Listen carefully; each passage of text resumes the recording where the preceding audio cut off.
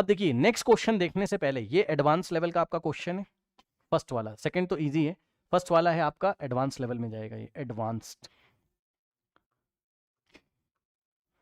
अब देखिए यहां मैथ्स चलेगी आपकी जबरदस्त वाली, समझिए जरा। इस क्वेश्चन को करने से पहले आप मुझे पहले ये बताइए,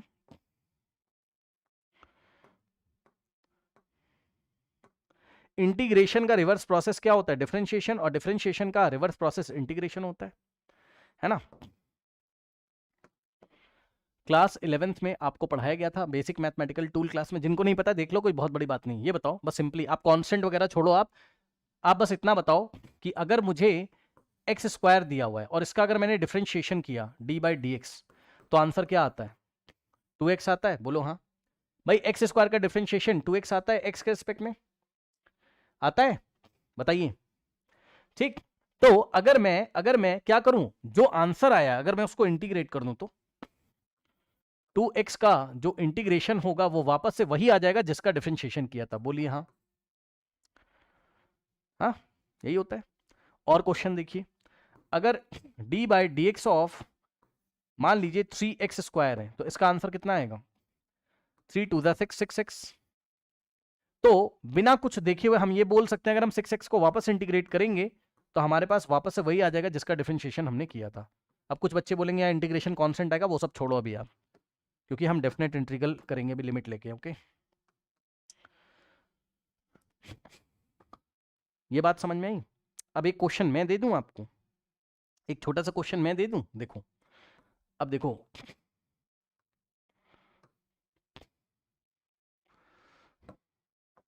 क्वेश्चन देखिए,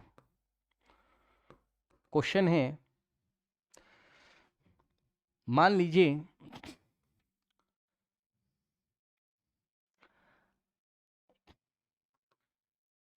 देखो, इसको पता है ये क्या होता है? देखो x जब ऐसा लिखा रहेगा डी एक्स इंटू वाई, इसको बोलते हैं general integration, sorry general differentiation.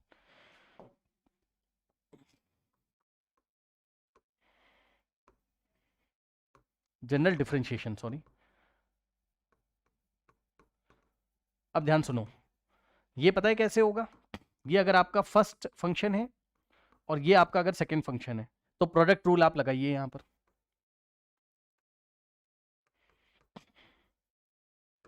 Product rule आप लगाइए यहां। तो सुनो ध्यान से, क्या करेंगे? First function into differentiation of second, यानी कि डी वाई को ही हम बोलेंगे डिफरेंशिएशन ऑफ सेकंड, प्लस भाई first function into differentiation of second plus second function यानी कि y into differentiation of first function यानी कि dx। देख लो आराम से। अगर भाई ये, अगर अब आप बच्चे पता क्या बोलेंगे? बच्चे बोलेंगे हमने तो ऐसा देखा हुआ है, हमने तो ऐसा देखा हुआ है कि d बाय नीचे कोई वेरिएबल रहेगा, d बाय आपका dx ऑफ एक्स वाई, हमने कुछ ऐसा देखा है, हाँ एक्स के रिस्पेक्ट में यार भाई, या वेरिएबल t है नीचे। ठीक भाई, अगर नीचे कुछ होता, मान लो t के रिस्पेक्ट में कर रहे हो, तो आप क्या लिखते? इसको आप फर्स्ट बोलते और इसको आप सेकंड बोलते। ध्यान सुनिएगा, आप क्या करते? First function into differentiation of second function, यानी कि y का t के रिस्पेक्ट में, तो first function into dy by dt तो होता। भाई चेक करो ना, first function into differentiation of second function with respect to t, तो फर्स्ट फंक्शन x हो गया, डिफरेंशिएशन हो गया किसका? सेकंड फंक्शन का, y का t के रिस्पेक्ट में, और प्लस सेकंड फंक्शन लिखते आप y, और d by dt of first function ही तो करते, यही तो करते, यही तो आता। बताओ भाई, यही तो आता। ठीक, तो अभी के लिए बस आप इतना समझ लो कि हमने क्या किया है, हमने बस इसका वो दिखाया है ऐसे, इसको जनरल डिफरेंशिएशन बोलते हैं। ये देखिए, मतलब क्या सर आपने dt कॉमन लेके काट दिया? आप ऐसा ही समझ लीजिए, dt स्मॉल क्वांटिटी, हमने इसको कट कर दिया। ऐसा होता नहीं है भाई, आप समझो ना। अरे ये लिखने का तरीका है यार, नीचे dt dt लगा होगा, क्या ही फर्क पड़ेगा? नीचे कुछ भी किसी के भी रिस्पेक्ट में किया होगा तो आएगा यही पैटर्न ना। बताओ, आएगा यही ना पैटर्न। अब मेरी बात ध्यान से सुनिएगा, ध्यान से सुनिएगा। हमने x इंटू वाई को डिफरेंशिएट किया तो ये आ रहा है, बोलो हाँ। हेलो, हमने x इंटू वाई को डिफरेंशिएट किया तो ये आ रहा है, बोलो हाँ, बोलो हाँ। ठीक, तो जो आंसर आया है अगर हम उसको इंटीग्रेट कर दें, मतलब x इंटू डी वाई और प्लस, ध्यान सुनिएगा, y इंटू डी एक्स को अगर हम क्या कर दें, अगर हम इस पूरे को जो आंसर है अगर इसको इंटीग्रेट कर दिया जाए, अगर इसको इंटीग्रेट कर दिया जाए, अगर इसको इंटीग्रेट कर दिया जाए, अब यहां पर पता है क्या लगेगा, यहां पर डी ऑफ एक्स वाई आपका लगेगा। जो ऑपरेटर dx लगता था वो dxy आपको दिखाई पड़ेगा। नहीं समझा? अरे समझो, ये देखो इंटीग्रेशन ऑफ dz अगर कभी किसी जमाने में था तो आंसर z आता था ना, तो वही चीज है, वो z की जगह ये बैठा हुआ है आपका।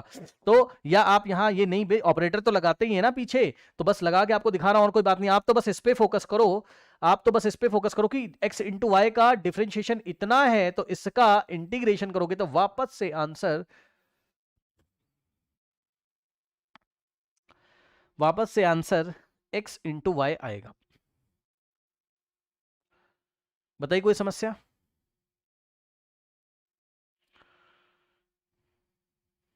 ठीक, अब सवाल देख लीजिए अपना।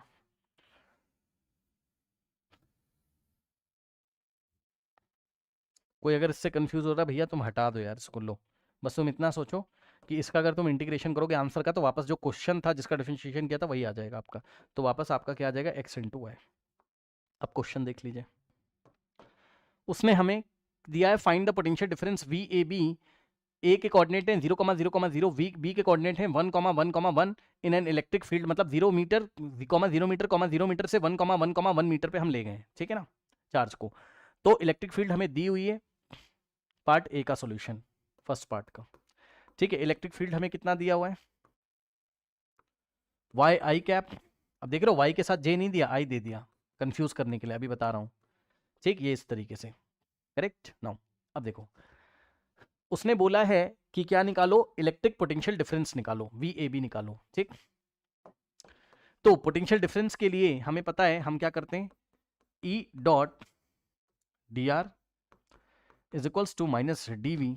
तो ई की जगह आप क्या रखोगे, ये पूरा, तो ई की जगह रखा हमने वाई आई कैप, वाई के साथ आई कैप है भाई देख लो, और x J cap dot D are की जगह आप क्या रखोगे, डी एक्स आई कैप और प्लस डी वाई जे कैप और प्लस dz। अब मैं नहीं लिख रहा हूं, समझ गए ना क्यों नहीं लिख रहा हूं, क्योंकि 2D में चल रहा है ना इलेक्ट्रिक फील्ड आपकी 2D में, इसलिए dz के कैप मैंने नहीं लिखा, इज इक्वल्स टू, लिखने को लिख लो आप, फर्क नहीं पड़ता है, उसका कोई काम ही नहीं है, क्योंकि यहां पर आपका z वाला आई जे के वाला कंपोनेंट 0 है ना, तो यहां क्यों ही लिखोगे भाई, क्या फायदा है।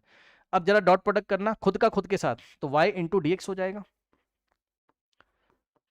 आई डॉट आई 1 हो जाता है, और खुद का खुद के साथ यानी कि x into D Y is equals to minus D V. Check करो, अब आप इंटीग्रेट करोगे, अब खास बात है ध्यान से समझिएगा, ये देखिए y dx और प्लस x dy। अब अगर इस पूरे को अगर आप इंटीग्रेट करते तो माइनस लगा के राइट हैंड साइड भी इंटीग्रेट करते, और सुनो अब सुनो, खास बात है ध्यान सुनना, लिमिट देखो कैसे लगाएंगे, लिमिट 3D में लग रही है आपकी, लिमिट कैसे लगाएंगे, देखिए अगर आप 0,0,0 से कहां लेके जा रहे हो, 1,1,1 पे, मतलब समझो 0,0,0 से लिमिट देखना कैसे लगा रहा हूं, 0,0,0 से कहां लेके जा रहे हो,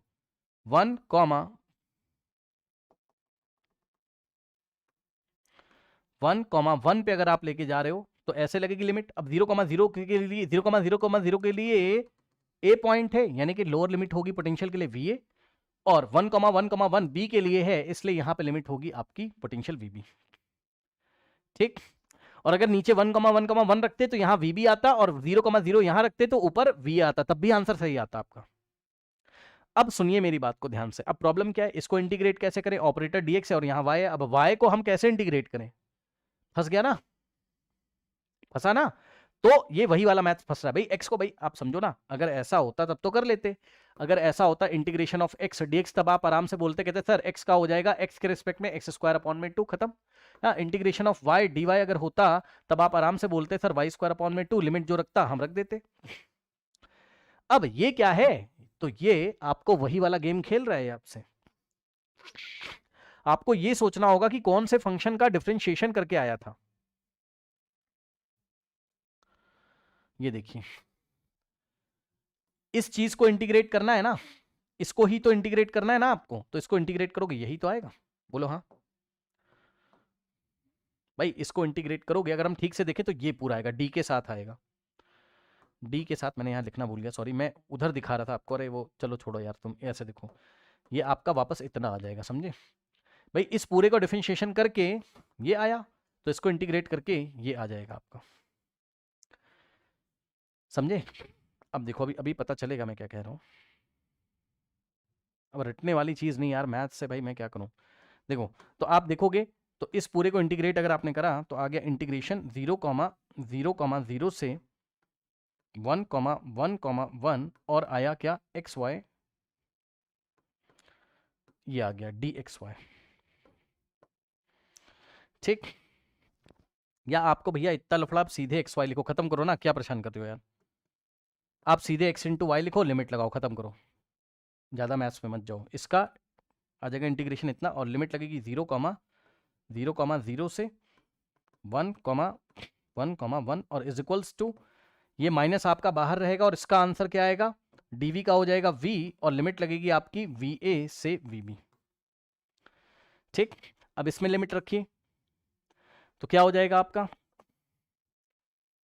x की जगह 1, अपर लिमिट जब रखोगे, ध्यान सुनो, ये क्या है, एक्स वाई जेड है, तो x की जगह 1, y की जगह 1, बस, तो 1 इंटू 1 आ जाएगा अपर लिमिट में, z तो है ही नहीं, तो 1 इंटू 1 ये अपर लिमिट, और माइनस लोअर लिमिट में 0 into 0 is equals to, right hand side में माइनस ऐसे ही रहेगा, और अपर लिमिट हो जाएगी आपकी v की जगह vb और a की जगह va, ये देखिए, ठीक।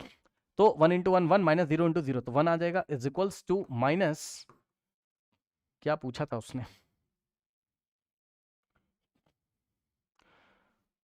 Find the potential difference VAB मतलब VB माइनस VA हमसे पूछा है, find the potential difference VAB उसने हमसे पूछा हुआ था, ठीक। तो यानी कि डेल्टा V उसने हमसे पूछा हुआ था, यही आपका क्या है, डेल्टा V, VAB का मतलब VB माइनस VA, यही पूछा था। डेल्टा V का मतलब हो गया VAB, यानी कि final potential minus initial potential, ठीक। ओके, नाउ पोटेंशियल डिफरेंस उसने हमसे पूछा था। अब जरा ध्यान दीजिए, ये माइनस इधर चला जाएगा तो -1, तो delta V is equals to -1 volts आ रहा है, 1 वोल्ट मत कर देना, -1 वोल्ट आ रहा है, सब कुछ मैंने बता दिया आपको। अब इसका जो पार्ट 2 है वो आसान है, इसका जो पार्ट 2 है वो आसान है। पार्ट 2 में आप देखेंगे तो आपको सीधी साफ इलेक्ट्रिक फील्ड दी हुई है,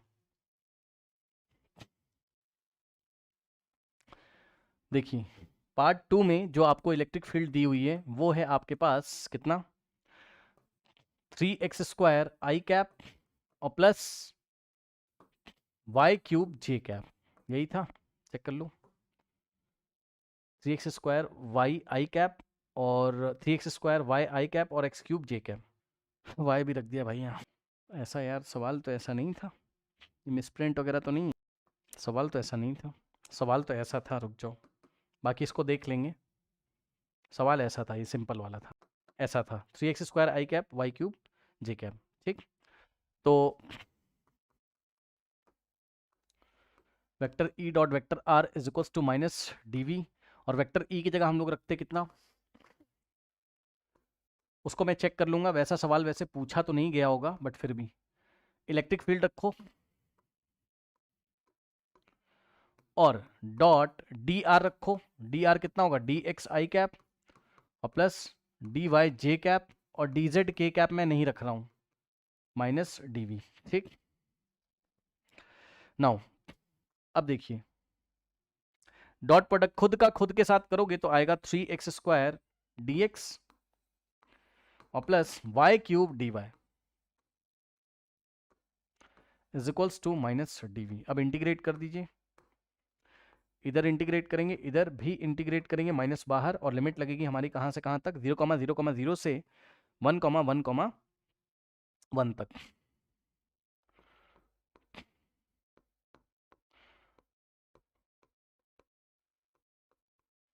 ठीक। या फिर एक चीज मैं आपको दिखाता हूं, रुक जाओ, इंटीग्रेट करेंगे पहले इसको 3x² dx को, और प्लस लगा के इसको भी इंटीग्रेट करोगे, ठीक, और माइनस इंटीग्रेशन। अब समझो भाई, जब आप x के रिस्पेक्ट में कर रहे हो ना 3x² को, तो लिमिट x वाली चली जाएगी, तो x कोऑर्डिनेट कितना था, 0 से 1 तक, चेक करो, 0 से 1 तक, y कोऑर्डिनेट भी 0 से 1 तक, और z कोऑर्डिनेट भी 0 से 1 तक।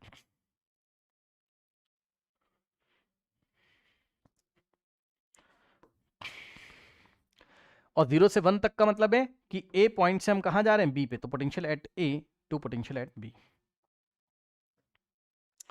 अब 3x² का इंटीग्रेशन कितना होता है, जिसको नहीं पता उसके लिए मैं साइड में कर देता हूं भाई। इंटीग्रेशन ऑफ 3x² dx, 3 बाहर आ जाएगा, तो इंटीग्रेशन ऑफ x² dx, तो 3 जो बाहर है वो ऐसे ही, और इनटू में x² का कितना हो जाएगा आपका, x की पावर में 1 ऐड करेंगे, जो आएगा उसी से डिवाइड, 3 से 3 गया तो x³ हमारे पास आएगा, ठीक। तो इसका इंटीग्रेशन हो गया कितना, x³, और लिमिट लगेगी 0 to 1, और प्लस y³ का आप करेंगे तो कितना आएगा, इंटीग्रेशन ऑफ y³ dy। और एक चीज और, अगर वैसा क्वेश्चन भी होता ना, तो हमें फंक्शन के बारे में सोचना होता कि किसको डिफरेंशिएट करके वो आया है ना, तब सोचना बहुत पड़ता है। मैथ्स वाले बच्चे सोच सकते हैं।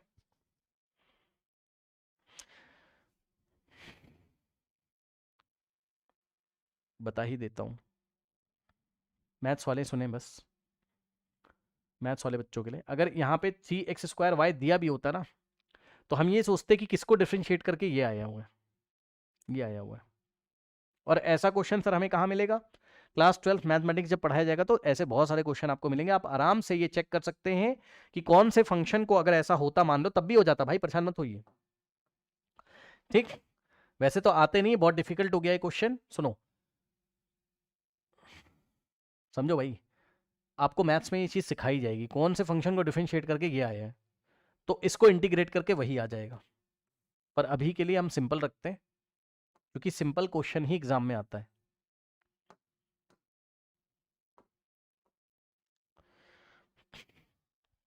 y³ का हो गया y की पावर 4 अपॉन में 4, ठीक। यहां से हो गया y की पावर 4 अपॉन में 4, और लिमिट होगी आपकी 0 to 1 इज इक्वल्स टू ये वाला माइनस ऐसे ही, और dv का हो गया v, और लोअर लिमिट हो गई va, और अपर लिमिट हो गई b, vb। तो नेक्स्ट पेज पे जाइए,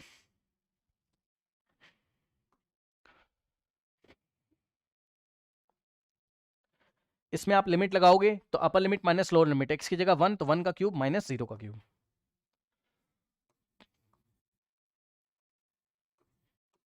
माइनस y की पावर 4, तो y की जगह एक बार 1 रखेंगे, 1 की पावर 4 अपॉन 0, 1 की पावर 4 अपॉन में 0 नहीं, अपॉन में 4, ये हो गया अपर लिमिट, माइनस 0 की पावर 4 अपॉन में 4, ये हो गया lower limit, is equals to minus ऐसे ही रहेगा, और अंदर हो जाएगा आपका vb माइनस va, ठीक। और vb माइनस va ही हमसे पूछा है, यहाँ आ जाएगा 1, और माइनस यहाँ आ जाएगा 1/4 इज इक्वल्स टू माइनस, और यही क्या आपका डेल्टा v है, यही पूरा क्या है, डेल्टा v है, vb माइनस va, क्योंकि a से b ले जा रहे हैं ना, तो final potential minus initial potential, vb minus va ही पोटेंशियल डिफरेंस है। 4 माइनस 1 इज 3, 3/4, ठीक। और 5 आ रहा था यार, ऐसा क्यों, अच्छा साइन मैंने गलत लगा दिया, सॉरी। ये साइन तो प्लस ही है ना भाई, इसमें लगाया upper limit minus lower limit, ये रहा, और यहाँ तो प्लस ही है ना। फिर इसमें लगाया upper limit minus lower limit, तो अपर लिमिट जहां जहां y है हम 1 रखेंगे, तो 1 की पावर 4 अपॉन में 0, माइनस 0 की पावर 4 अपॉन में 4, तो यहाँ प्लस, ये आ जाएगा 5/4 is equals to minus delta v, minus इधर भेजोगे तो delta v is equals to minus 5/4 volts. ये आ गया आपका पार्ट 2 का आंसर।